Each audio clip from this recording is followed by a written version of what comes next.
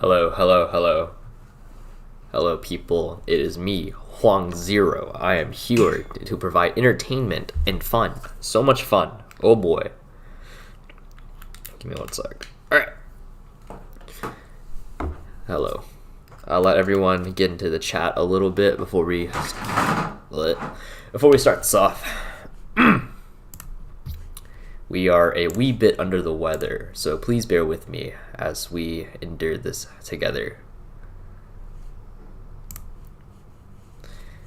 But yeah, so for those of you that are meow for me, bro. Yeah, I got you, Jambo. You wanna sick Hoang meow? I got you, dude. Meow. Why therapy in parentheses? So one of the last times we did a stream, it was addressing one like some controversies in the Digimon community, where people were like, "Oh, is the game dying?" No, stuff like that. And I kind of did a stream where I talked about a lot of those problems, and I at least from what I can tell, I know I was helping people kind of understand like what was happening or like what the thought process behind some decisions were. And for a lot of people, they said that it helped them, assuage some of their fears. And so they called it a therapy stream. And so as a joke, I thought it would be really funny if we just brought back that therapy stream, because I know there's a lot of things in the Digimon community that have a couple of people in a little bit of a tizzy at the current moment. And so hopefully we can address some of those issues, talk about some other stuff. If you guys are interested in BT13, BT11, whatever it may be, if you want to talk about national pricing, if you want to talk about Bandai's reprint products and whatnot, there's just like a lot we can talk about, and I'm more than open to talk about any of it, really. And then get down with the sickness, dude. I love me some get down with the sickness. Drink some tea. I have the ye old water. All right. Fortunately, I don't have any tea on us right now, but it'll do. Just played a match where it ended on like 4 Gizus and a Belphamon. And Gizumon Hyrule will be fun. I think Belphamon is a really fun deck. Obviously we've talked about the Zonda. I don't think Belphamon is a good deck at the current moment. It's just the payout's not really great, and it's just a lot of work. But yeah, I don't know. I'm not a fan of the deck personally. Lack of ban list still. So I think with the ban list, I think the reason why we haven't gotten a ban list is because Nationals is so close. You know, it's in what, like three weeks or something like that, 3-4 weeks. That being said, it doesn't make a lot of sense for Bandai to release a ban list so close to the largest event of the year, because then you're having all these players scramble, and then it just sounds like a mess. So realistically speaking, if we do get that ban list, it'll be after Nationals, which I think just makes the most sense. I think that makes the most sense. Would I like a ban list? Of course, I would love a ban list. I'm tired of BT9. BT9 is probably the worst set this game has ever had, frankly. But that being said, it doesn't make sense from Bandai standpoint to hit BT9 prior to Nationals. So I think realistically we are going to have to wait a little tad. Let's see. A lot of Digimon players think they know what they're talking about, but they really don't. Listen, man, everyone's entitled to their own opinion. It is what it is. I'm not going to tweak. Put a leaf in the water and it magically becomes tea. That's what I told my girlfriend, and then she yelled at me. Taida Belfa needs more cards that do stuff on trash from hand. Yeah, but also Taidamon, like Pog. I'm excited for BT13. New Craniumon, kind of not great though. I like Black Saint Gargomon though. So interestingly enough, so a lot of people kind of want to play Craniumon, like Black Blocker sort of thing. I'm excited for Craniumon because Jessmon can use this. With Craniumon, if you go into GX, you can shove Craniumon underneath and become immune to your opponent's Digimon effects. So now you're immune to cards like Grandis that can't tap you any longer. You're immune to Belphamon Sleep Mode. You're immune to like a bunch of stuff. Craniumon actually fixes a lot of issues that the Jessmon deck had, which is really, really cool. Okay. I love you. Hey, what's up, Tay? Let's see. A long-time listener, first-time caller. Just call this, say, well, hi, Rusty. Yeah, last ban list was after Nats. I do remember that. Yeah, the whole ice wall epidemic. But yeah, I definitely do think that the ban list. I think realistically speaking, the ban list is something that like is decided like several like weeks, days, or whatever ahead. So they probably have already decided on a ban list. They're just probably not going to implement it until after. Okay. Maybe the ban list after. Okay. Why not announce ban list and then put the date that it's effective after Nats? I think realistically speaking, it's probably just to prevent any confusion on players and whatnot. Because like for example, let's say maybe you're going to Nats and you're just not as in touch with certain things, or maybe you're just misinformation, just in general. Or maybe there's also very well so maybe a component of it where they are looking a little bit at nationals results as well. Yeah, just in general, I don't think it hurts waiting until after Nats to announce it. Better that than have a little bit of panic, because like for example, if somebody sees the ban list and they're like, oh, Metal Garurumon's gonna get hit, and now it's influencing their choices, and like that feels a little shaky, because then you're not playing to win, you're playing to try and make money, and I don't know. A ban list would make sense after the first Ultimate Cup. I would be impressed if we. Actually, I can kind of see us getting a ban list prior to the Ultimate Cup, which brings me to an interesting point. I think, if you guys have noticed with One Piece, the game has Mulligan, and the game also has invites passing down. Realistically thinking, I think starting in Season 3 of competitive Digimon, we may receive some of those rule changes, right? So we may receive invites passing down, we might receive that Mulligan. Mulligan a little bit shakier. Invites passing down, I could actually see though, realistically speaking. I think a lot of the improvements that people say One Piece did is because Digimon was, Digimon happened. They learned from their mistakes in the past, and now they're trying to like apply it moving forward. So I wouldn't be surprised if we see some nice changes for Digimon going forward. BT7 Vindication, not worst set. Yeah, BT7 was pretty bad as a set, in my opinion. I didn't personally like it. The hybrid playstyle is just not for me. BT9 definitely takes the cake, though, as the worst set. If you look at just cards in general, like, if you look at a blue deck in BT12, BT13, the comparison is, oh, this is just worse Melga. That was 4 sets ago, and we're still worse Melga? Like, come on, dude. It's lame. I think it's also like another like really interesting thing, right? Where it's like people talk about power creep a lot. Okay, this is a very controversial topic in the community, where some people are they go like, oh, Digimon power creeps too much. These new decks are just way too strong in comparison to other things. I think there's actually a very valid argument that Digimon doesn't power creep enough, because you have decks like Metal Garurumon that are still the best blue deck in the format 4 or 5 sets later. And at that, we're tired of it. I'm tired of Melga. I'm tired of getting OTK'd on turn 2, man. You like, I don't know.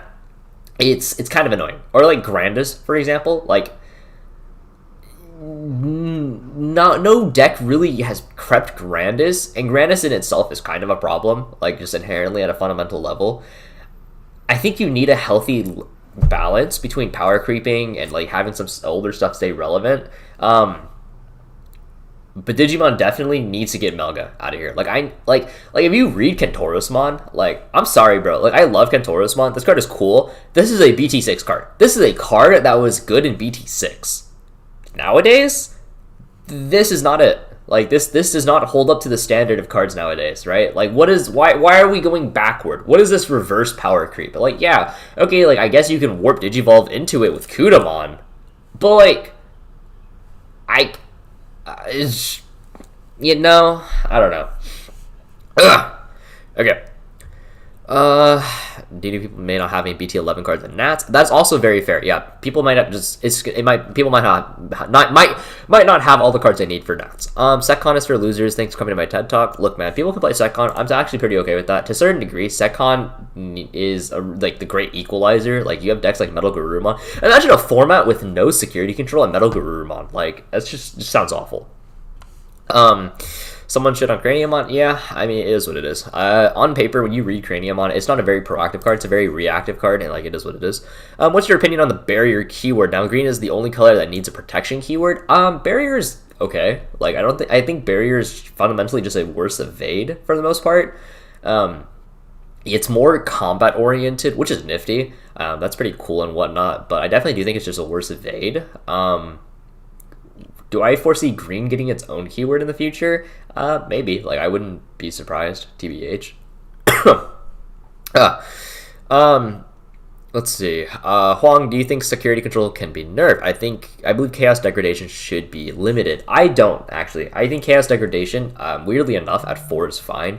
If you think about it, in the grand scheme of Digimon, and you look at all these like different forms of protection and whatnot, chaos degradation is one of the only forms of removal that doesn't just get blanket protected against, unless of course like have Congo or something like that. But I think to a certain extent, degradation is kind of like this necessary evil, to where otherwise certain cards or certain decks just become like way too difficult to get rid of. Like imagine Black or Greymon where degradation doesn't exist. How do certain decks like work? You know, like security control can never beat it. Monster can never beat it. It's just like a bunch of different decks. Like I think degradation to a certain extent, until we get more forms of removal similar to degradation, I do think degradation does have to stick around. Which I know is a hot take. I know degradation is very, very annoying to play against. I understand that. Like I get annoyed at it. But admittedly so, it is a form of removal that is very unique and is an out to certain problematic things. Okay. Security control doesn't need it. Oh god, there's so many comments. Security control doesn't need a nerf, just punch face harder. I mean, there's like a lot of things that you could really do. There's a lot of ways you can beat security control. It's just, you really need another matchup for sure. Do you think Bandai will actually hit promos or super rares on a ban list now before they never have? And Mangaroo problem is the promos. Trying to think what the ban list is currently at the moment. You have Icewall, HBD, Savior Huckmon, Jet Sylphie. I think realistically speaking, I don't think promos are out of the question. I think it's realistic that promos may get hit. Super rares, however, I don't know if they would ever hit a super rare, because that would actually tank a box value potentially. But promos, I think, are like very much so on the table. Like I don't think it's out of the question that War Garurumon promo or Garurumon promo or Grand Kawagamon promo gets hit. I think that's like super fair. Even if everyone determines Black or Greymon is the best deck, I think Nats will still have more old decks. The tournament being a week after launch is going to be rough, especially with how many delays we've had. So I don't think BT11 has been delayed. But I do agree. I think on paper, Black or Greymon X is probably the best deck in the format. But there's so many counters to that deck. It's okay. Okay. This is a bit of a interesting take. But Black or Greymon, a lot of people don't like playing against Black or Greymon because it's like this deck like you can't do anything into it because like it has so many layers of protection. Weirdly enough, I actually much rather prefer playing into Black or Greymon than I do any BT9 deck. And the reason why is because I can actually play the game to a certain degree versus Black or Greymon, right? Because Black or Greymon, at the end of the day, is a very slow deck in comparison to like other decks in the format. It's just a very slow deck. And because they're not killing you outright turn 3, turn 4, or rather turn 2, turn 3, sometimes you get killed on turn 4. But because they're not outright killing you, you get to play like, the game even a little bit. Whereas like decks like Metal Garurumon or Grandest Kawagamon, sometimes they just like butt blast you out of raising area and like on turn 2, and you're just like, oh, I mean, I guess like that was kind of lame. So I would much rather play against a deck like Black or Greymon than any BT9 OTK deck. Which isn't to say that Black or Greymon doesn't need a hit. No, the deck definitely needs a hit. Greymon X is a mistake, and Cool Boy is definitely a mistake. Black or Greymon, the protection itself isn't the issue. It's more so how fast it gets into it. Like the fact that you can get all the way into a level 6 off of one memory and one Cool Boy is absolutely disgusting. Like I hate that. Greymon X was a mistake, and Cool Boy is a mistake. They both need to go. Okay. There's like 20 decks you could viably run into at Nats, which makes it pretty hard to effectively practice every matchup. It's a good problem to have, but still, yes. Digimon has this like weird syndrome, or this is like a really weird problem where like you have so many, viable decks. That's actually almost impossible to predict what you are going to run into, which I know is it's kind of weird to say that, I suppose, but it's very much so like a realistic issue. You have decks like Black or Greymon, Metal Garurumon, Bloomlord, Grandis, Mastimon, Security Control, Ulforce Vidramon, Merva, War Greymon, and just like so many more. There's just a ton of different decks that are viable enough, right? They're strong enough to where they can steal games, and so obviously it's the odds that you play into Black War Greymon, the odds that you play into Metal Garurumon or whatever for like more than like 4 games is actually pretty unlikely, I would feel like. So it's realistically speaking, it's so difficult to predict what you're going to play into a Digimon. I'm actually, again, super hot take. I am one of the few people, I think, not a few people, but I am under the belief that like a format with a lot of diversity is actually kind of annoying. Because then it becomes like almost impossible to predict what you're going to end up facing in tournament. And then like a lot of your practice just becomes like a lot more annoying. So a really funny story, I've told this before, but you know, for people that are just joining, or maybe you just haven't seen this channel, I played Ancient Greymon OTK back in BT7. This was before anyone had, it was before the concept had come up with. Like the concept like, existed, but like, it was never refined. And I built it with Chungman, who is the current world champion. I built it with Chung. And we had this entire theory that like, you can have enough sources in your stack to where you can actually beat Tommy. You would have enough sources in stack to where you can OTK through a Tommy in security, and then simultaneously you absolutely demolished Yellow Hybrid, which were the 2 best decks in the format. So we had Ancient Greymon OTK. It was really cool. I go into the tournament. I go into 2 tournaments, two different tournaments, assuming that I'm going to play into Yellow Hybrid and Blue Hybrid, because that's the best thing in the format. They're very popular. Across both tournaments, I played a total, so 16 rounds, because they're 8 rounds each, 4 Blue Hybrid and Yellow Hybrid total combined. It was like 3 Blue Hybrids, 1 Yellow Hybrid. I played into Black 6 or 7 times across those 2 tournaments, and I was not having a great time. Like, yeah, you have Piercing Flamemon, but like, damn, that's an 18k Dorugoromon with blocker. Okay. So the point I'm trying to make is like, Digimon is a very hard game to predict the meta call for. I would say. Kentorismon. Okay, wait. Oh god. Kentorismon Burst Mode win Copium? True, Copium. People may not have time to get BT11, so Nats may not be a good representation. Yeah, I guess valid. Honestly, the whole new set seems like a miss so far. It makes me think of some kind of rotation is coming, and this is the new setting for the new power level standard. Okay. Fun fact for you guys. Digimon actually got a new design lead. We got a whole new guy. Like, new person, new role. And I believe his work should have been in effect starting from EX4, if I remember correctly. So the cards from EX4, the cards from BT13, I believe he had a role in designing. But this person was also the one responsible for implementing the reboot set, or the reprint set in Japan, and he was responsible for the purple only tournament in Japan. So the reason why the design seems so drastically different is because it's a new guy. It's entirely a new guy, which I think is really funny. Bring back Raffle Simon. True, I was coping Rafflesiamon a little bit in what format was it? I think it was BT9 or BT10 maybe. I was coping Rafflesia like not too long ago actually. At TCGCon, 4 of my 6 matchups were versus SecCon. I cut ADP in my build the night before. Yeah, it is really unfortunate. I will say, Houston has a ton of security control players, I've noticed.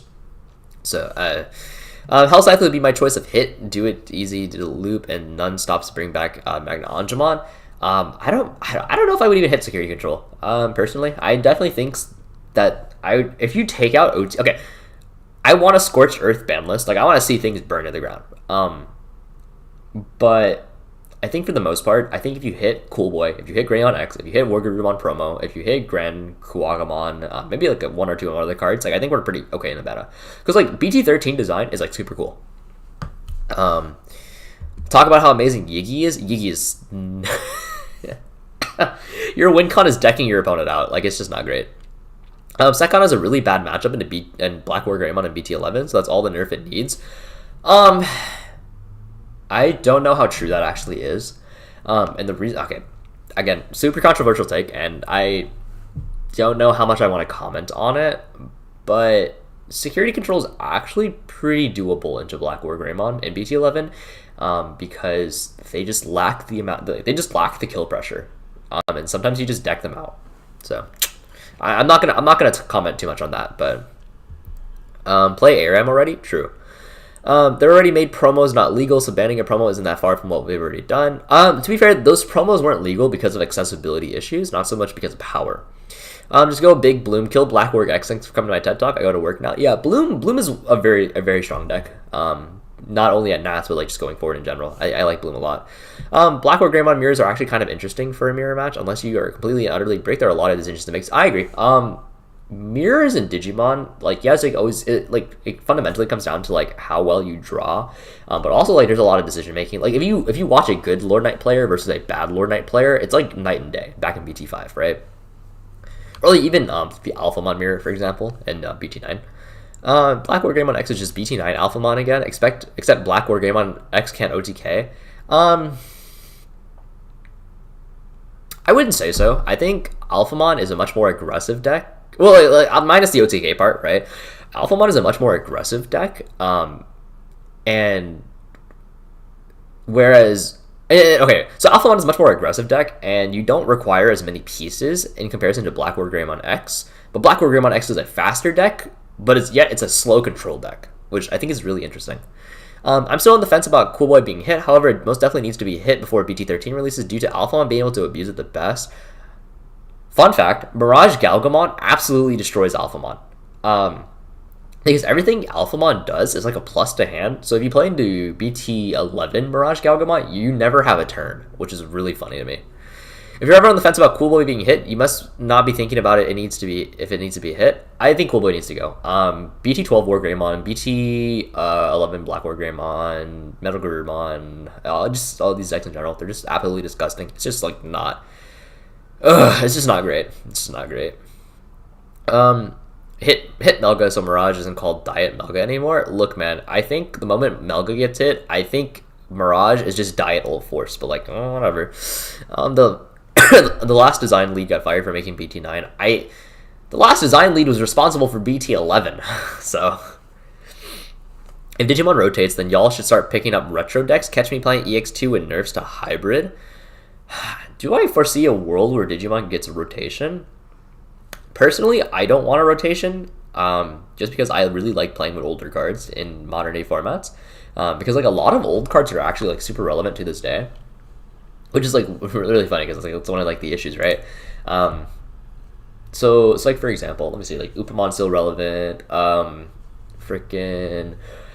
Let's see, this Agumon is relevant. Obviously, One Cost Evolution is relevant. This Bergermon is really good for Phoenixmon decks. Tyrannomon, obviously, for Tyrannomon decks. War Greymon is still really good. One Cost Evo. Gomamon, by definition, is not a bad card. So, like, you know, it is what it is. Etc. Right? There's like, weirdly enough, like a lot of like really strong standalone. Like Labramon is still technically a good card. Magnet Angemon, obviously. Seraphimon in your security control style of decks. Palmon, fucking Vegemon, Togemon, etc. Right? So weirdly enough, older cards are still pretty good. Okay. Move out of raising, mandatory draw a card due to Tamer, lose 3 memory due to Mirage. Yeah, Mirage is so good. Or not. Okay, let me take that back. Let me not give anyone false cope. Mirage is very good, but it's not the best blue deck in the format. Kool-Aid needs to go, and the X antibody option needs to be limited. I don't realistically think they hit the X antibody option. I just it's not a matter of whether I think it should or should not. I just think it won't. I'm looking at main Old Force this set, so I'm not looking forward to Black War Greymon. I think, okay, I played a lot of Old Force. I've probably put in like 100 plus games of Old Force into it.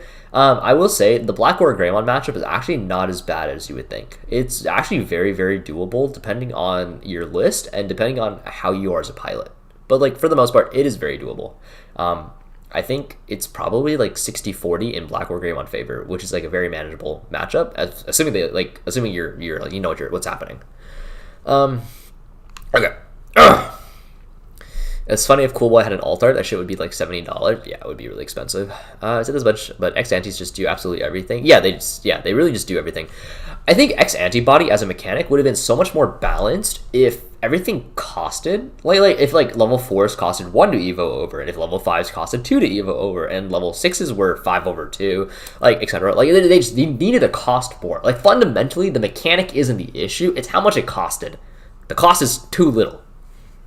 What is your favorite Digimon, and why is it Imperial Ultramon? My favorite Digimon is Justmon. Imperial Ultramon's pretty up there. When I first played Digimon Masters back in like 2011, I think.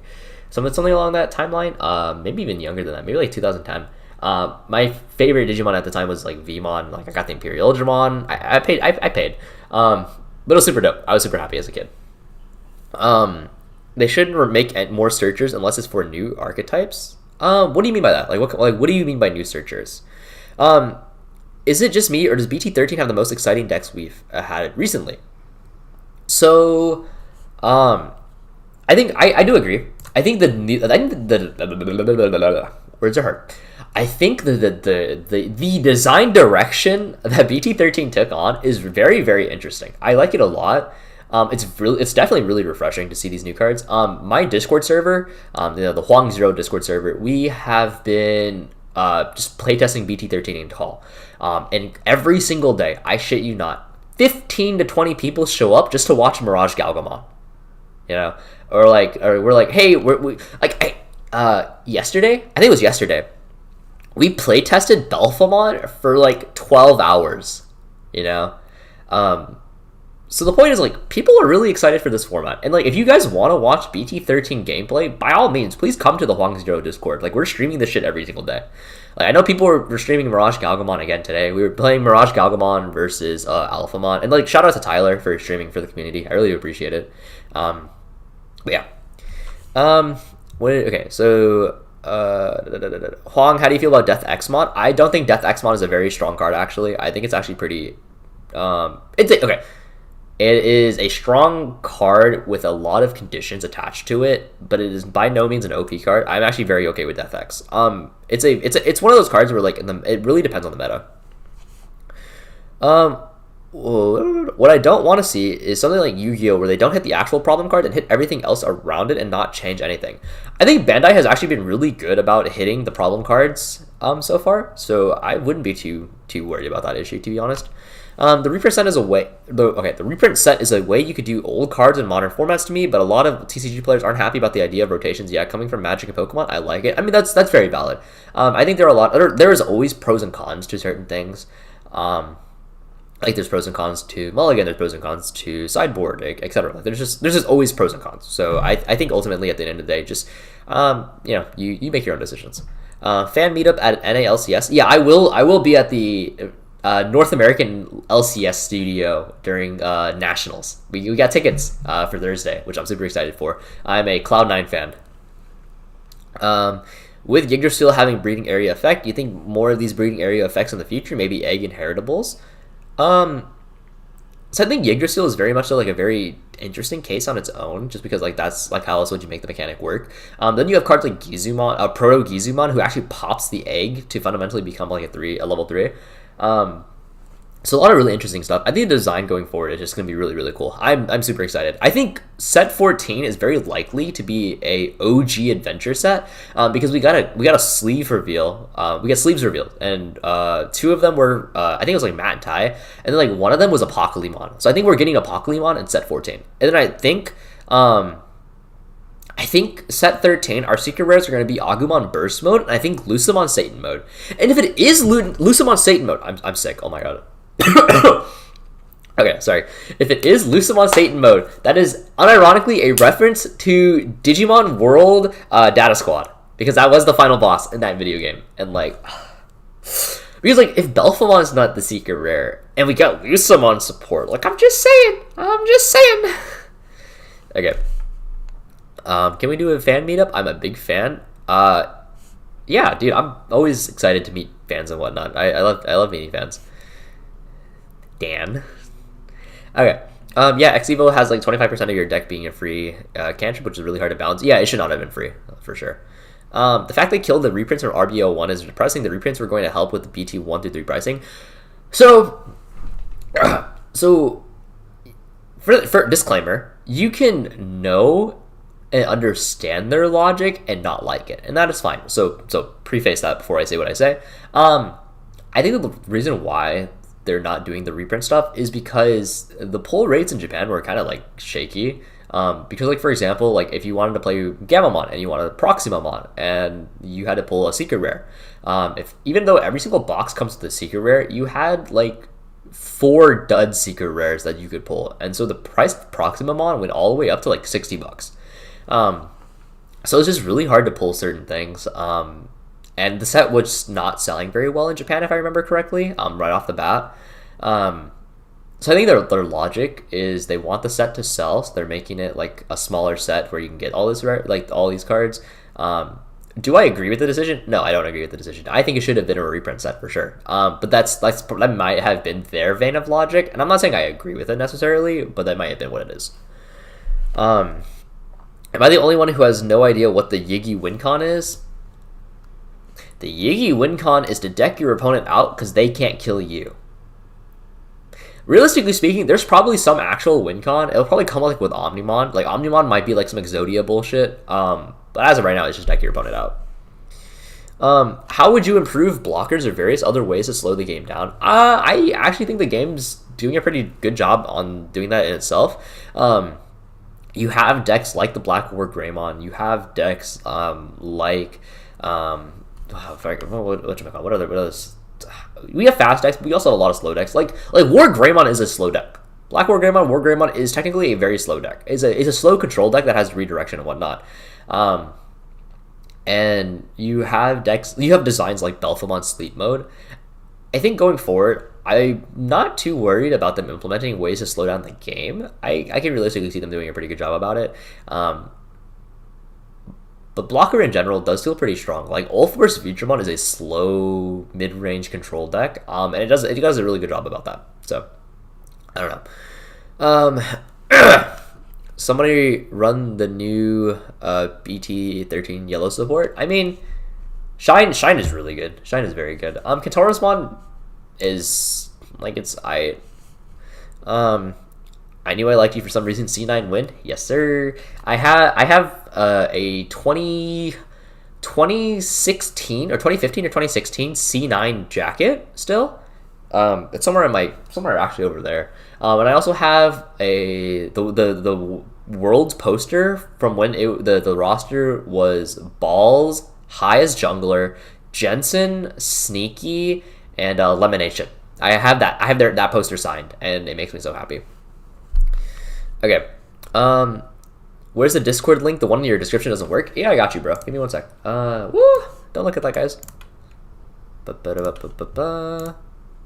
Oh. I accidentally just sent a link to A Drive. I need to DM him. That was a mistake. Might be A Drive. My bad. Didn't mean to send that. Whoopsie.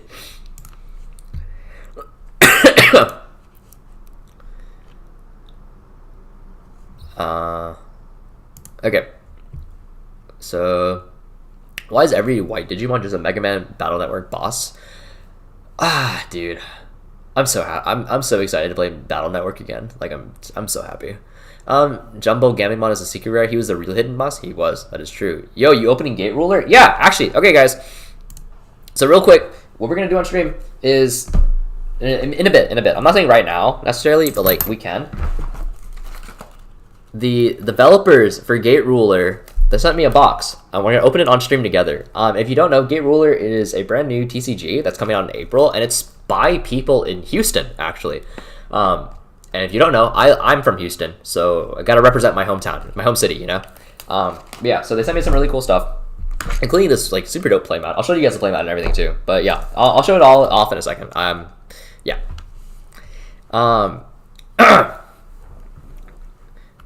Yeah. Wait. Oh, you said Gate Ruler? Wait, I'm stupid. Wait, I'm dumb. Wait, I'm dumb, guys. Wait. No, I didn't mean Gate Ruler. Wait. No, I meant Grand Archive. No. Wait. No. Did I say Gate Ruler? Oh. I'm. Shit. Well. All right.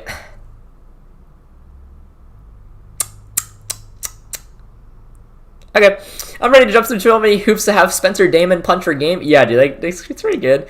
I think the speed of every format is fine and refreshing. I've actually really enjoyed the pacing of VT13 so far. It's pretty fun. Mirage Galgamon is crazy. Sleepy Baby Belphamon is cute. Yeah, no, dude, this thing is like... I love the design of this. This is great. This is goated, honestly. The Golden Era Fun Times. Yeah, I have like the 2016-27 hoodie, and it's lit, yeah. I can't delete the message? What message? What are you talking about? Much needed therapy? Ayo, what's up, David? Never getting sponsored again. No! This is Grand Archive, man! It's Grand Archive! Grand Archive! Grand Archive! No! Look, man. It starts with a G. Cut me some slack, bro. Okay? Please. Please! Okay. Yeah, no, dude. Belphamon is super sick. Whoops. But yeah, okay. So why did I say gate ruler? Because it starts with a G. Okay, so we're gonna do that again. Erase that from your memory. We got a box from Grand Archive. All right, they sent us a box, their set that comes out in April, and they're from Houston, and I am from Houston, so I gotta represent my home city. Okay, now that's out of the way. Guys, please don't tell them. Please don't tell them that I said what I said. Please. Okay. Please. Please no. Please no. Okay. So let's get this underway. James, if you are here, then hop into mod voice chat, please, and let's get this box opening started.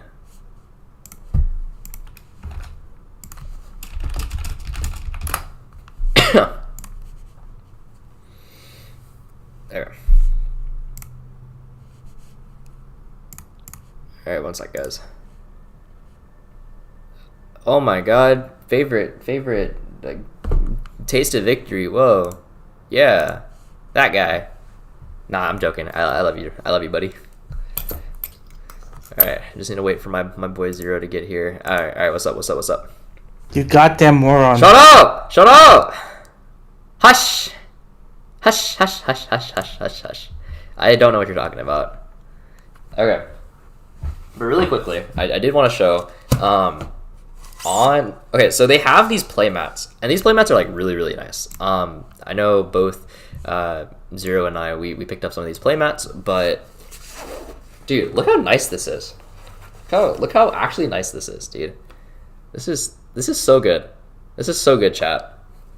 It's microfiber too. It has stitched edges. Like, this is high quality. This is like super high quality. This is the one I picked up from TCGCon. I visited their booth, and it was $40 for the playmat, but you also got a free demo deck, and they also had these really nice sleeves. I have those actually as well, so I can show those off a little bit. But where are the sleeves? Here. Yeah. So if you see the sleeves, they're really nice, and they're also holographic. Like they're holographic sleeves, which is super cool. I'm a big fan. If I remember correctly, the sleeves was like $12 for 100. It was 15 for 100 sleeves. Yeah. Yeah, it was 10 or 12. Was it 10? It might be. I thought it was 15, but I don't remember. Well, it's somewhere like that, but it's a little bit more like, I don't know. I use Katana. Yeah. And Katana is already like 10 something. Right. Yeah. And they're really nice quality, and the foil, and you get 100. Yeah. So real quick, so Grand Archive is not just a waifu game, but like it's like it's like you ever play Force of Will? It's okay. Let's get out of the way. It is pretty anime. It is very anime. It is a very anime card game. But also, yeah, wait, real quick. This is the mat they sent me, and like, dude, this looks so good. This is nice. This is nice. Yeah. Anyway, let me turn on my. How am I gonna do this? Wait. Okay, James, I just need you to watch the stream because I can't have my camera on Discord and on stream as well. Okay, that's fine. Yeah, just like a heads up. But yeah, no, the mats are like amazing. It's like really good. Yeah. Okay, so this game. So how it works, I'll like show it off real quick, but it's actually pretty interesting. I think I have a Grand Archive deck somewhere laying around here. Where did I put it? Where did I put it? Oh, I remember where it is. It's literally, it's okay. Aha. Okay. Alright, chat. Come on. We're gonna go. Wait, whoop. Well, not that one. Hang on. 1 second, please.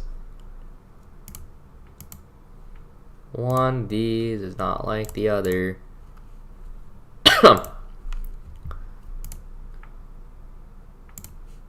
Okay. Whoops. No, man, we're not fumblers. Okay. Oh god, I made that so big. We're not fumblers, but we're spontaneous. Okay. All right, I gave up on this one. Hold up. Give me a sec, chat. Let me just. 1 sec. Choto mate. Weebs of the shore. True. All right, 1 sec, chat. Turn that off. Come here. You turn on. You please work. Alright. Oh wait. No, I'm stupid. I am the clown. I am the ape. Quality content? Yes, sir. Alright, hold up. It's one of these buttons, I swear. Oh my god, I found it. No! Wait, what? Why is it like this? What? Why? Damn. My camera's griefing me. That's crazy. Okay, well, you know, sometimes life gives you lemons. Damn, I've actually never been griefed by my camera like that before. I have no idea what the issue is. What the heck? Huh. That's kind of crazy. Like, unironically, guys, I've never been griefed by my camera like this. Why am I getting griefed by my camera? Okay, we're gonna try this. We're gonna try this, guys.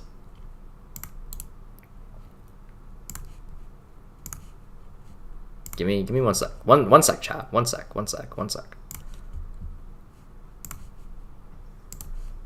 I'm a genius, I think. That's one way to describe it. Shut up. Give me a sec. I'm literally about to salvage this right now. Trust. I need a one of these has the camera on, and I need to figure out which one it is so I can turn it off. Is it this one? Yeah, no, it's not that one. That one? Is that you? Oh, it is you. Okay. I'm we're solving the issue, chat. Okay. And then hello, chat. Okay. Okay, wait, hold up. We're gonna make this work. Yeah, I'm a genius. It's still black. What? Oh no, give it a sec. Alright, no, we're not restarting the stream. We're gonna crack this shit open. Okay. Alright, but yeah, it's good on yeah. Alright, let me wait, hold on. Let me change the playmat.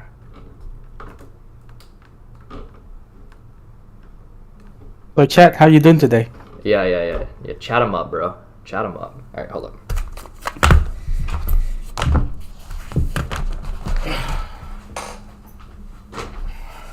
See any good TV show lately, chat?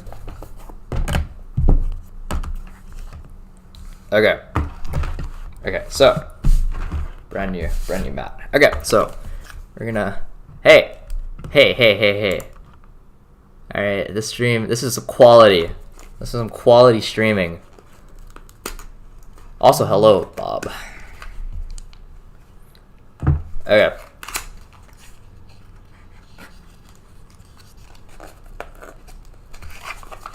Feeling better than Hong Kong. Okay, whatever. Anyway, so how this game works, chat, is so you have... Let me pull this up. Okay. this is the demo deck that they provided. We put it in like the fancy sleeves. But how it works is so it's I think it's similar to Flesh and Blood, I think, right? Where you have you have your main deck, and then you have your equipment deck. And with your equipment deck, you have like different weapons and items and whatnot, and then you have like your character. And so throughout the game, you evolve your character, and then as you evolve your character, you get like benefits and stuff like that, right? But the really cool part that I really like about this game is so the resource system in this game is called memory. Haha, funny Digimon reference, right? But how memory works is so. Let me show you an example. Okay, so this is our setup, and like you start with a hand of 7, right? So like this is 5, 6, 7. Yeah. So how this game works is actually it's not based on the game rule that you draw 7. Yeah. So what happened is at the start of the game, you can play a card from your extra deck, and there's a card in your extra deck that says when you play, you draw 7. Yeah, I know it's I know it's backward because like camera, but like it says like on enter draw 7. So like this is what you start out as. And so what you then do is like you can evolve into a champion and whatnot. And your champions and the rest of your equipment deck, it has what's called a cost. So the cost is like right there. So like the cost of this card is 1. So if you want to evolve into this card, you have to pay 1 cost, and then you might ask, okay, where does that cost come from? Like, what is the resource in this game? Well, chat, let me show you real quick. So you have your hand, and your cards in your hand, they have a cost. So let's say we want to play opening cut, right? So opening cut, take a glimpse of that art. It's kind of fire actually. But how it works is so if you look at opening cut, it has a cost of 1. The cost is like right there. So when you play opening cut, what happens, and then focuses, is you choose a card from your hand, and you put that card face down, and it enters what is called your memory, and then you pay. That's the cost for this card, and then you do your thing. And so you do not get this card back until the start of your next turn. That's called the recollection phase. And so back to this card, where it cost 1. The cost of this card for any card from your weapon equipment deck. The cost of anything from your equipment deck, it's your memory. So if I have 2 cards in my memory and it costs 1, I randomly lose one of these cards. One of these cards permanently gone from the game. So it's actually super interesting, the fact that like there's this dynamic between like insane resource management and knowing like what cards you can allot to give up, and like for example like live a little risky, put this card down. I know I need this card, but I need to pay for like cost and just hope it doesn't get fucking sniped, right?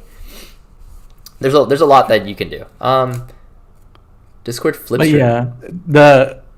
yeah, the cards are flipped as you put them to the screen because of Discord. Yeah, I know. It is what it is. Yeah, no, it is fine. Yeah. But yeah, the tempo. I don't know if how many of you guys play like early MTG, and I mean like early MTG, back in probably like the 90s or maybe early 2000. But the flow of the game feels very much like MTG in that sense, and I that's where the inspiration come from, right? Like the companies literally call themselves Weave of the Shore. Yeah. Like to reference MTG, and it's very back and forth. It's a very interesting play style. It's just quite different from a lot of other card games I've played before. I definitely. Go ahead. So I was also going to say there are 4 different elements in the game. So you have this is like neutral, and then there's like fire, wind, and water. I think maybe they introduce more elements in the future. But with the different elements and whatnot, what happens is that you have these varieties of champions, and when you go into those champions, they take on the element of the card you have initially. So like this is neutral. So if I go into this Lorraine, I'm playing neutral Lorraine, right? But if I have a wind element and I go into Lorraine, I'm playing wind Lorraine, and that decides what cards you can play in your deck, right? So if you're a fire element, then you can play fire cards. If you're a water element, you can play water cards, etc. Yeah. So as you can tell, as many of you can probably tell, that create a lot of interesting decision doing deck building. Yeah. Because that means that every element, as long as so the way cards work in this game is you have class card that is also element, right? So then what happens is that a lot of times class cards are generic, or they'll have like does X, but then if your X class also you get a special benefit. Yeah. Whether it's to reduce costs, etc. Right? So that means that when you deck build, you get your champion, and then you can choose between a number of elements to choose from. So the amount of decks available to use actually expand a lot. Right. And maybe even in the future, it'll be like potentially they can add like double or multiple element starter, so your champion can take on multiple element. Okay. If you're in OBS, I think you can right click and flip. Give me a sec. Let me try that. Let me see. Display, capture, transform, flip. Yeah. Okay, perfect. That works. So you guys can read this now, right? Yeah, that was. Oh, they can. Lit. Thank you, Tasty. Okay. That not Tasty. That was Rusty. No, right? Tasty said you can flip it. Oh, okay. Yeah. Okay. Anyway, first of all, this box is like really nice. This is like actually huge. What the heck? Yeah. There you go. Like, that's again, that's like a Magic the Gathering size box. Yeah, this is like actually like huge. Yeah. Okay. So, opening this up. Prop this open. Yeah. We have promo. Oh, there's several promos. Wait, what is this? Oh, it's the spirits. Sorry, yeah. So, like we were talking about, let me see if I can crack this open. How do I crack this open? Where's the? All right. All right.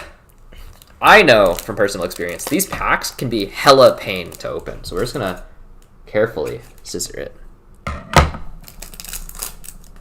Okay. So they automatically give you the elements. So you have like fire, wind, water. And the reason they give you so many copies is because it's for draft. The boxes are designed with draft in mind.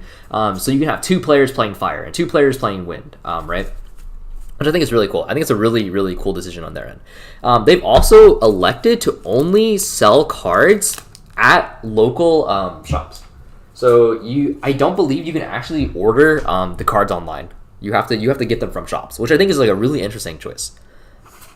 Okay, so we'll put that to the side. And we'll open up our. Which one do we open first, James? I don't know. Okay, we'll do Let's rye. Yeah, we'll do rye. I like rye. Okay. Oh, I understand. Yeah, these packs are. What the heck, dude? They should be 15 cards, right? Why? These packs are durable. Jesus. Okay. Yeah, the general quality of the card game so far is pretty high. Like their card stock and card. You notice I really like the card frame. Yeah. Because it's very large. Yeah, no, the card frame. The card frame is like very excellent, and the card stock is also really good. I love the design of the back, and like this is like sponsored, not sponsored, because like this is like just genuinely honest feelings. Like it just like look how good this looks. Like what? Like look at like. Yeah, we actually randomly found out about this game and then like just bought products before they even sponsor us or anything. Yeah, no, so, we found them from. I mean we generally just like the game. Okay, so they only sell cases to brick and mortar. Secondhand market will still exist. Yeah, that's fine. Okay. So like we got our first champion. This is Sylvie. I think it's like they're basically their mascot. If it'll focus, come on, work with me. There it is. Yeah, so this is Sylvie. And she plays very much so like what was like Beast Sport expansion, like kind of like what was it, Hunter from Hearthstone? That's like my comparison, but where you just have like a bunch of beasts on board and you get like stats to them and whatnot. Yeah. And then the art in this game is like really, really good. Like for example, you have this. If it will focus, please. Yeah, like look at that, so good, dude. Like look at the framing of it and everything. It's like it's very magic-y, but it's like it's nice. It's really nice. I think having the art frame being so big really showcased the car a lot. Yeah, make it look a lot nicer. For sure. I definitely do agree with that. And more importantly, one thing I do really, really like about this is honestly just how durable these cards are, right? Like it did feel very nice, and I don't know if they'll have any warping issue after a while, but I know that I have my cards for a while and I haven't had any warping issues. Right? Yeah, no, same. Yeah, that's one of the good thing about like these bigger, like these more stable, like the sturdier cards. It's like, I don't know if you guys ever have it, but like my One Piece card warped like crazy, and that annoys the crap out of me. My One Piece cards warped like crazy. Another really interesting thing is that this game also does have a deck builder online already, as well as all of the cards from set 1 listed on their main site. So like there's a lot of like different resources you can use to learn about the game. Yeah. One of my favorite thing is they actually list ruling and ruling changes on the actual card. Yep. So if you go to the database and you click on the card, and they'll have all the ruling listing and everything too.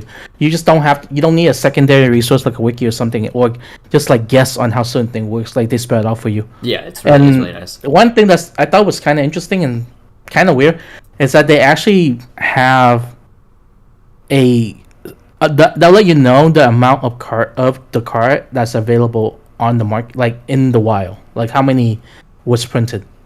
So you know at any given point like how many of these cards exist. Yeah, and so talking about it a little bit, I primarily have looked a lot into Lorraine and Rye.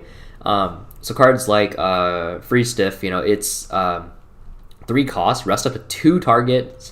If either of those either of those targets are attacking, end the combat phase. And if you happen to be a mage, you get a bonus. Those targets do not wake up, so they do not untap. So 3 cost, it stops 2 attacks, and it just taps them out, which I think is like really solid. There's a lot of great card games recently, but it's not really sustainable for me to get into multiple of them. I can only really stick with Digimon and Yu-Gi-Oh! I feel bad for these new interesting card games because it's a tough market. Yeah, I definitely do think trading card games is really popping off recently, right? Yeah. There's a lot of really great card games. One Piece, Battle Spirits, My Hero, Digimon, obviously. Just a ton of really cool stuff. I think that's why going forward, it's really important for a lot of card games, unless you're like already established, like the big 3. Yeah. But as you're coming into the market, it's really important for you to keep your cost of entry into your card game low. Yeah. Because a lot of people will be like much more interested in trying multiple things. So right, yeah. If your game is cheap, then like more people are likely to play it and whatnot. But yeah, so let me see if we can crack a holo card real quick. I want to see if we can find the holo to show off the holo in this game. Ooh. Oh yeah, so we open champion Xander level 1. Oh yeah. So this is one of their other champions, right there. And so he is the assassin amongst the champions. So Sylvie is a tamer, and then give me a sec. Okay, yeah. So Sylvie, sorry. So Sylvie is the tamer, and then Xander is the assassin. Bri is the mage. Lorraine is the warrior, I believe. And I think there's like some other like classes and whatnot. But I'm trying to see if I can find a foil. Let's see. We can take one. And the art is actually like really nice. Like I like the art a lot in this game. Give me a sec. Yeah, I know it cut to my Discord for a little bit. My apologies, guys. Whoop. Yeah, I've been told that they actually don't have that many foil per box. It's to keep the cost down. Okay. I mean, not to keep the cost down, to keep the value of foil card high. Oh, here it is, bro. We got Rye, the best boy Rye. I love this guy. His you can play. I know Fire Rye is like an OTK deck where you're like saving up all of your burst spells. It plays like Archmage, Antonidas. Wait, only 3 foils a box? Jeez, that's crazy. Okay. Yeah, so you have Rye. Okay, so if that's the case, then we'll just start talking about a little bit more about the cards and whatnot. So actually, that would take forever to get through this entire box, right? Yeah. Probably can't go. Just show off the champion. Yeah. Okay. So we'll talk about the champion and whatnot. So Rye's entire gimmick is the fact that like he's a mage, and so he let me try and like get that to focus a little bit. Yeah. So his entire gimmick is that he's a mage, and he gets bonuses and benefits whenever you cast a spell. He gets these things called enlightenment counters. With enlightenment counters, if you cash in 3, you can draw a card from your deck. And so what's really interesting about that is because you remember a lot of your resource is derived from your hand. Your hand size becomes your resource because like if it costs 3, you need to put down 3 cards in your hand. So drawing cards in this game is really important. So Rye being rewarding you, he basically gives you back resources to try and draw more cards. It's really strong. So Rye, you have Fire Rye, which is like OTK, like Archmage Antonidas. You have Water Rye. The spell counter mechanic, it works similar to the spell counter mechanic from Yu-Gi-Oh! Yeah, yeah. And then there's Water Rye, which is kind of like Control Mill. And then I don't know what Wind Rye does, but like maybe it's kind of nifty. There are 2 upcoming streams for this channel active at the moment. I don't know why it does that, but it is. Yeah, it's kind of wacky. Let's see. Trying to see. Oh, another card I want to talk about is Veteran Soldier. Is one of many cards, obviously, but so one, it has no element, so you can play it in any of your decks. So it's just a staple across all colors. More importantly, it has a mechanic called Floating Memory. And so what Floating Memory does is when this is in your trash. So like for example, if it had like died in combat or you discarded it, whatever it may be, with Floating Memory, you can banish the card and use it to pay cost for your cards from hand. So like for example, if I wanted to go into Stillwater Patrol for 4, by banishing my Floating Memory, it's now 3 plus the 1. So that creates some really, really cool stuff. Just with how... sorry, I was reading chat. It creates some really interesting situations where like you can use the Floating Memory to compensate for cards in your hand, so then you have to like kind of find that balance, because Floating Memory is like really, really important, I would say. Also, yeah, I am from Houston. So unfortunately I cannot come over to Dallas. Alright. Okay, cool. So we pulled level 1 Sylvie, and then we also pulled level 2 Sylvie. So let me go ahead. Let me find that level 1 Sylvie. Where Doko Sylvie. Alright. So this is level 1 Sylvie, and then let me see if I can get the focus. Come on, camera, work with me, please. Oh, work. Plus. Alright. Whatever. I didn't want to work with you anyway. Maybe level 2 Sylvie will work with me instead. Come on. Come on. There we go. Nope. I hate technology, dude. Technology sucks. Well, anyway, so there's level 1 Sylvie and there's level 2 Sylvie. And so throughout the progression of the game, you pay the 1 cost for level 1 Sylvie, and then at any point, at the start of your turn, you are you're able to pay the 2 costs to go into level 2 Sylvie, and all of the champions have a life total in the bottom right-hand corner. So level 1 Sylvie has 19 health, and then level 2 Sylvie has 22 health. So when you evolve, you get back that health difference. Yeah, Floating Memory is used to pay for memory costs from your material deck. Are you not able to use it for cards in your hand, James? None. I don't know. All right, well we'll look. I thought you could. We'll look at it later. We're also just learning this game, so. Well, if that's also fine, because yeah, that's also fine. It's functionally draw a card. Yeah. Because a lot of time you would discard a card and begin your next phase because of right the effect. So it's functionally draw a card. Okay. So so we have Xander level 2 now. Xander always watching, and so his entire gimmick is as long as Xander is attacking a rested unit, you get +1 attack. Okay, dope. You get Cram Session. Scry this, guys. Ooh, this card is super, super dope. So Scry this, guys, is glimpse based on your level, and level is okay. So level is derived based on like your champion and whatnot, and you have cards that allow you to increase your level. But so if you have a level 1 champion, then you check the top 1 card of your deck. If you have a level 2 champion, you check the top 2 cards of your deck. And then Scry this, guys, allows you to add the card on the top of your deck straight into your memory. So it's effectively a break even. Also, you can't use Floating Memory for cards in your hand. That's crazy. Okay, interesting. Very interesting. The more you know. Let's see. We got... Okay. Damn. Now I want to play Grand Archive. If he pulls the CUR, is that the super rare? Like the super duper rare? Yeah. So we have level 1 Xander. I only know a lot about... Oh, we pulled Hollow. We pulled Hollow Rye. Hell yeah, dude. I love Rye. Let's see. Nice. Level 2. Yeah, level 2 Rye. So question. So does every card come in a non-hollow version? I would imagine that's the case. Like if it's only 3 hollows a box, which is really cool. That would help like keep like entry costs down to like get into the game and whatnot. Wait, yeah. Let me see if I can get this to focus again because this card looks really good. Yeah, like look at this. Nice, nice. Okay. Let me put that to the side. Actually, I'm actually a very big fan of Rai. I really like the way that Rai plays, just like spell slinging and whatnot. So, yeah, Hollow Champion. Ooh, that's true. It is a Hollow Champion. You right? Okay. Let's see. Go ahead. Open this next one.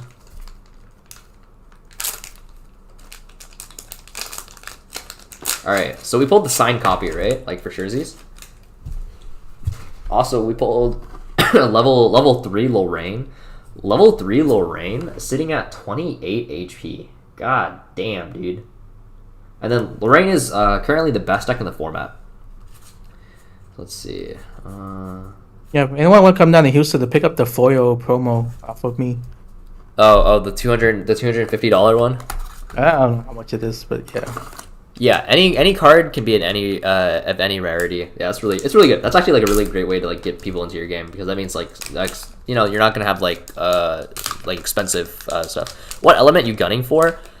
Wind Lorraine is the best deck in the format, so I would like to have Wind Lorraine on hand, but I would like to play some kind of Rai deck that isn't Fire Rai because like Fire Rai like it's actually maybe I will like Fire Rai. I don't know.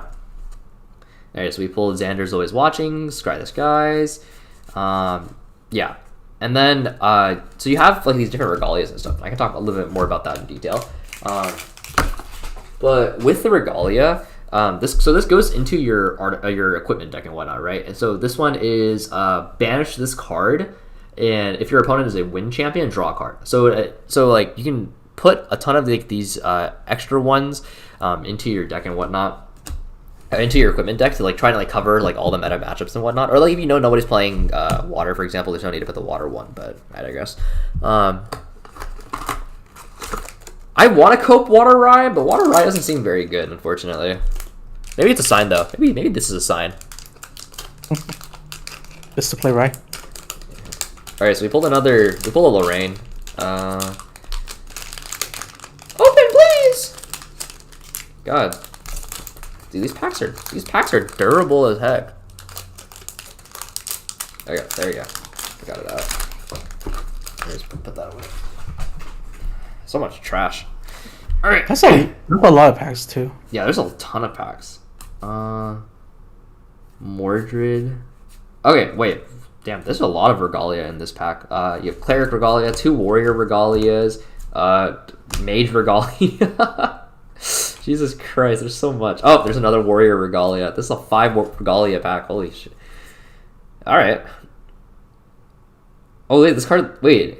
Mordred looks kind of sick. So this is a champion that was specifically designed for, like, draft and whatnot. Wait, you're not looking at the Rare Plus last card? Is that what that is? Is the last card a Rare Plus? SR? This is an SR? Oh. Wait. Is SR the highest rarity? Wait, am I the clown? Oh, yo, I might be a clown, guys. See, wait, no, this is an SR too. Wait, what is the rarity system in this game? C U C. What is the rarity system in this game? Anyway. Okay, now that I have that information though, now that I know that like the last card is the rare, UR is the highest rarity. Okay, this is UR. That not. Oh, this is a common. Okay, yeah. Okay, so the Order Regret is 0 cost to initially play, and it's banish it and shuffle up to 3 cards from your hand, and then draw that many cards. Ah! Which I think this is actually really really strong.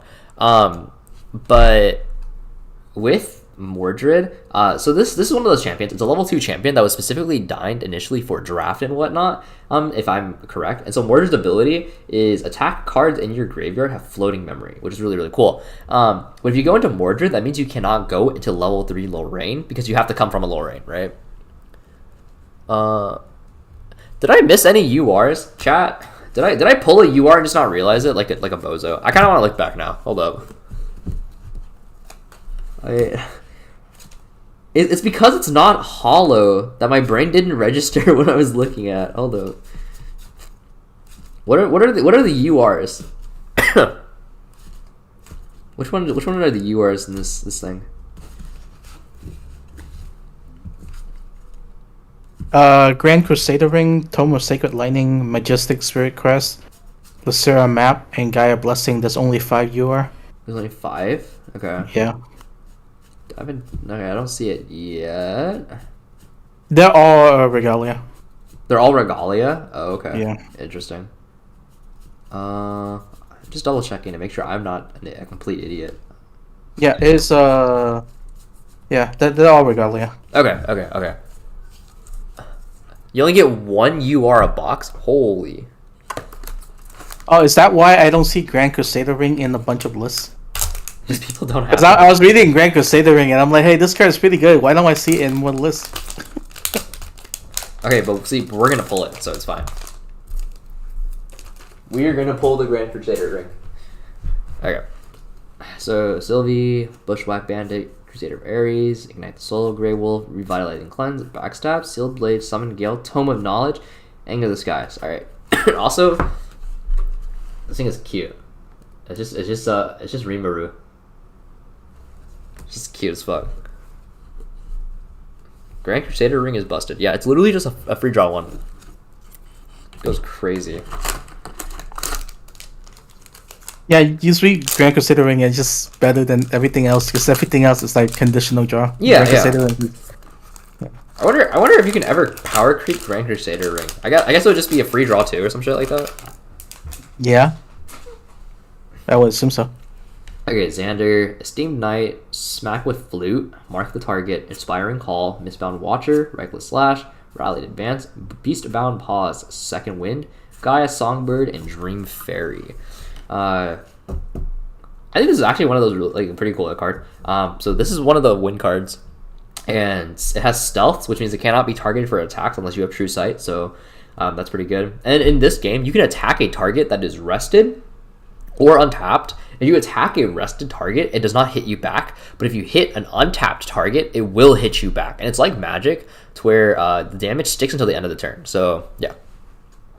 I hope we pull the Squirrel card in foil. Dude, that Squirrel card is strong. That card is strong in Wind Lorraine, dude. I got my ass beat by that thing. Yeah, so on enter, return a target you don't control to its owner's memory. Opponents can't activate cards with that ally's name as long as you control Dream Fairy. This reads pretty good. I'm not gonna lie. That reads pretty good. It's pretty funny. I dropped 2 Squirrel and then he scooped. Yeah, he deadass dropped double Squirrel on me for 0, and they all had +1/+1. And I was like, oh, okay, Lamau. I guess I'm. No, it's +2. Oh, it's +2. Yeah, my bad. It was +2/+1, and I was like, oh, I guess I'm dying today. Oh, we pulled level 3 Rai. Nice. Nice. Okay, so we got level 3 Rai. And level 3 Rai is. Oh wait. Oh, that's right. There's 2 different level 3 Rais. So this one allows you to remove 4 of your enlightenment counters, and then you can copy a mage spell, which I think is super cool. That's like actually super dope. Strategic Planning, Cremation Ritual, Careful Study, Imbue in Frost, Enraged Boars, Refurbish, Spurn to Ash, Assign Protector, and Hurricane Sweep. And this is an attack spell. So how attack spells work in this game is your champion is the one that uses the attack. So if you use an attack spell, then your champion goes for the attack. And so this is efficiency. And efficiency means that you can reduce the cost of the card based on your champion's level. So if your champion is level 2, it becomes a 3 cost card. And you can combine your champion's weapon plus an attack spell. So like if you have a weapon that is for 3 attack, you can combine it with this, and it's a 4 attack spell. And this is Cleave, which allows you to hit all targets that you want. One thing that's really cool is that all the champion are commons. Yeah. No. So yeah, you will never have trouble building a specific deck just to play. Yeah, I mean, based on like the model of this game so far, it seems pretty cheap to get into. Like I'd be surprised if it was too expensive, honestly. Looks like even if like for example, say a Grand Crusader Ring is really expensive, you only need 1. Yeah, and you would just swap your equipment deck between decks. Yeah, for sure. Let's see, Mordred, Deep Sea Blood, Beastbounder, Mind Freeze, Burn to Ash, Luxera's Map. Oh, it's the UR. Glad I looked like half a sec. Okay, so this is a Assassin's Regalia class bonus. This card costs 1 less to materialize, so it's 0 cost. This card enters the field rested. If you banish this card, you can search your deck. Huh? You can search your deck for any card and then put it into your memory. Seems pretty good. That seems pretty good. What the heck? Alright. I love me a free search, bro. What? Yeah, it is looks the map. Okay. So that's the UR for the box. Yeah. Cool. Okay, so it's not a Crusaders ring, but that's fine. Xander, Merlin, Boy Strike, Sharpening Scroll, Embertail Squirrel, Banner Knight, Glacial Guidance, Deflecting Edge, Dewdrop Hairs, Bubble Mage. I love Bubble Mage. This card is sick. I don't know. I think a 0 cost This? tutor Yeah, is probably gonna be like way stronger than a draw 1 as the game progresses. probably. Granted, this is only 0 cost if you have an assassin. Right, but still, it seems any card. Yeah, it's any card. Yeah, like be able to grab any. I feel like that card seems like it'll be harder power creep. Yeah, no, that card seems kind of crazy. I'm not gonna lie. Yeah. Lorraine, Ornamental Greatsword, Spark of Light, Idle Thoughts, Mordred, Deep Sea, Crystal, Port Smugglers, Swift Recruit. Swift Recruit's a little bit, by the way. That card's crazy. This is literally just Honorable Vanguard with the intercept. Metal Bloom Dryad, Tempest Silverback, Galahad the Court Knight. Okay. Galahad is super rare, I believe. Is it? Oh, he is, yeah. So you can only control 1 Galahad a turn on your turn side of the board, and he can attack using sword weapons you can control. Oh, that's really strong. Yeah, so like you just equip a strong weapon, you swing with Lorraine, and you swing with him. Noman said if you pull Sorcerer of Choke on... Oh, no. I know where this is going. No. No, Noman, go away. Oh, we pulled another Rye. Lit. I almost fell out of my seat. Holy cow. Okay. Seafaring Mercenary, Library Witch, we love our draw 1. Kingdom's Informant, Alan the Beast Beckoner, Blazing Throw, Bauble of Abundance, Black Market Broker, Patient Rogue, Aqueous Enchanting, and Mistbound Cutthroat. Dude. Okay, wait. We don't have that many packs left, I don't think. So, we have 2 more foils to find. Can we... and then one of the foils can be the signed foil, right? Like, that's how that works?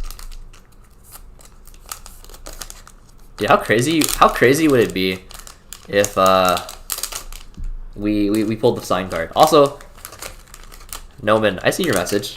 I refuse to let it go. I refuse.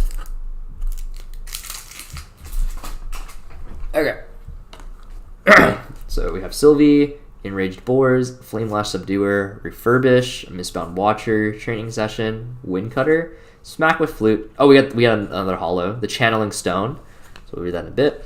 Strapping Conscript, The Clumsy Apprentice, and Uncover the Plot. Target player reveals all cards in their memory. Draw 1. Lamau. That's funny. And then class bonus, put 2 preparation counters in your champion. Alright. And so, let's see. Channeling Stone. Banish the Channeling Stone. The next card you activate this turn costs 2 less. Seems pretty good, honestly. Yeah, seems good. Seems like pretty solid. We love cost reduction in a game all about resource management. Reminds me of a certain cool boy, if you will. Weird, crazy. That's crazy. Except this card only works once. In Cool Boy is forever. All right. Let's see what we got here. Rye, Sharpening Stone, Embertail Squirrel. Dude, these fucking squirrels, man. Dewdrop Hairs, Favorable Winds, Empowering Harmony, Spirit Blade, Ghost Strike, Extortion Scheme, and Fervent Beastmaster. Class bonus Vigor. So this unit wakes up at the beginning of your end phase. Oh, it is Reboot. As long as you control a beast ally, Fervent Beastmaster gets +1/+1. So it's a 4/4 with Reboot. This seems pretty good.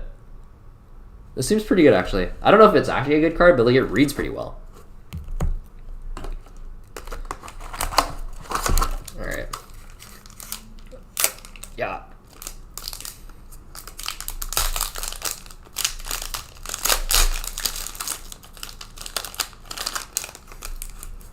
Oh, also, I realized, chat, I can show you the artwork. Let me see. There you go. There's something to hold you people over. I think I just saw a hollow at the back of this. I could be wrong. All right, we have. Let's see. I'll do it like this actually. Let me see if I can get this to focus. Focus. Focus. Okay, so Lorraine. I can't read backward. That's me. I can't read backward. That's a dog. Inspiring Call. I only know that because it's in the demo deck. That's another dog. Esteemed Knight. Esteemed Knight. Yeah. Water Barrier. I reckon. Oh wait, that's the hollow. No! There's no signed cards! But also, my water right dream lives on. Ugh. Gonna die, guys. I'm gonna die.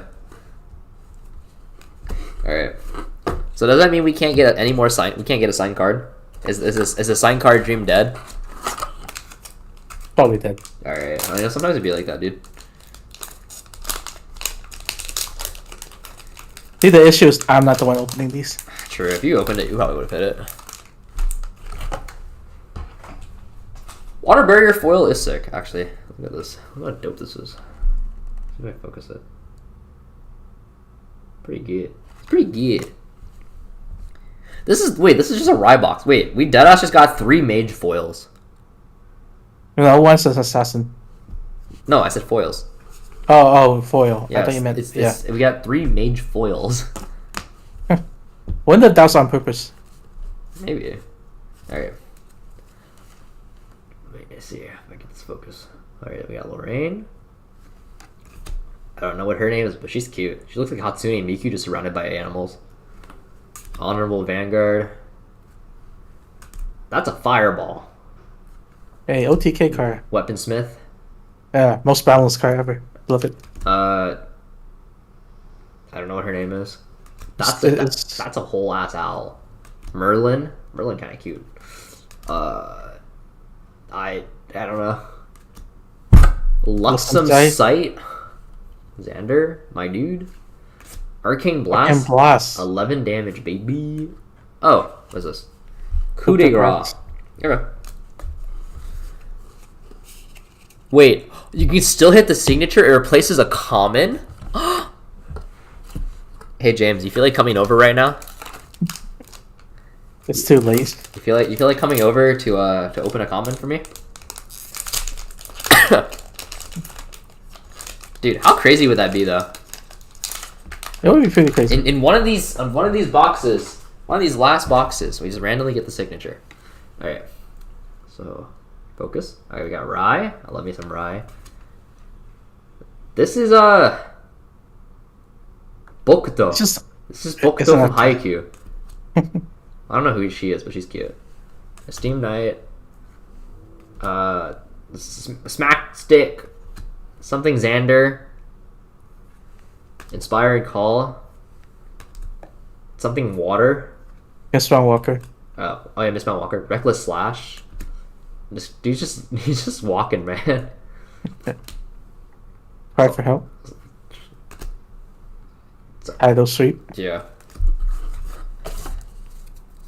Alright. We have how many packs left? 1, 2, 3. We have 3 packs left, boys. Alright, we're in the end game. James, which pack am I opening? Lorraine. Lorraine? Okay. Which one, Lorraine? There's 2. I know. The left one. Okay. This left? This one? This one? You my love. Okay. This one?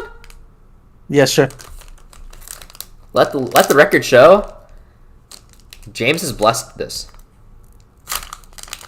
If we don't hit it here, I have been lied to. It doesn't work for other people. Shut up. Alright. So we have Rye, once again. Love Rye. Dog. Oh, okay. Something assassin. That's a champion. I think it's like Alan or something. That's a dude with an axe. Something enchanted crystal? No. Bauble of Abundance. The card you hate. Black market broker. Yeah. Freeze stiff. Jago knives. Sudden snow. Safeguard amulet. Oh, that card's really good. That card, yeah. We pulled another. And then Draw blade. All right, James, you failed me. Yeah. All right, we're in the end game, bro. We're in the end game. All right, which one, James? Why am I picking again? You pick. All right. Lorraine, don't fail me.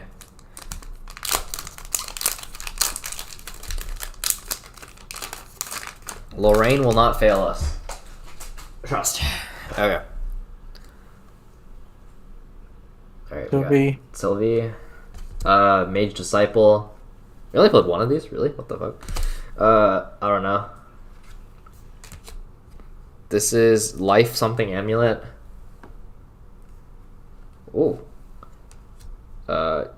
Chilling Touch. I don't know what this is, but I like this art. Savage Slash. Healing Breeze. Prodigious Burst Mage. Hey, Tristan. Oh, yeah. Wind Mage. Yeah. Alright. Alright. Last pack.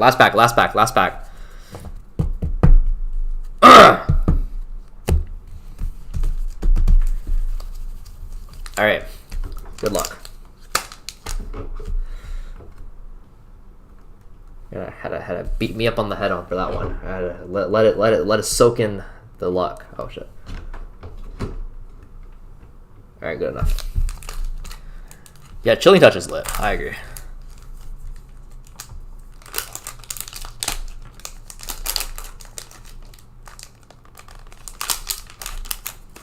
Alright, right here, boys. You ready? Give me your energy. Give me your energy. Okay. I just realized this is level 3 Sylvie. Wait, we didn't hold that until now. Is that the only one we've seen so far? Yeah. Eager Page. I have no idea what this says. Explosive. Beastbound Ears or something like that. Yeah. Focus.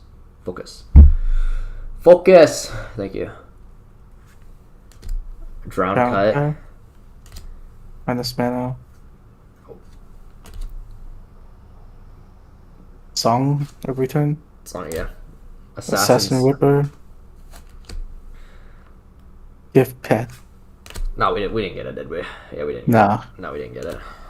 Bobble. No! Alright, it is what it is. It do be what it be, boys. We did not pull the sign card, however. We have pulled the necessary tools for me to play Water Rye, and that's what matters most. Because Water Rye truly is best boy. It does not matter if it's good or not. He is best boy. We are Water Rye players now, alright?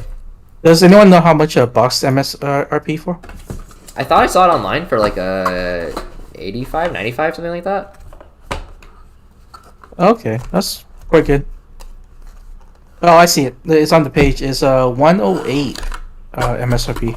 108? Really? Yeah. Oh, okay. It's $4.50 a pack. But yeah, so we pulled we pulled Rye Hollows, and then we got the Luxera's map, which this card reads like crazy. So I don't know. But yeah, okay. It is now 7. I am sick and I'm hungry, so I'm going to grab dinner. But thank you everyone so much. Okay. Thank you everyone so much for watching. I really do appreciate it.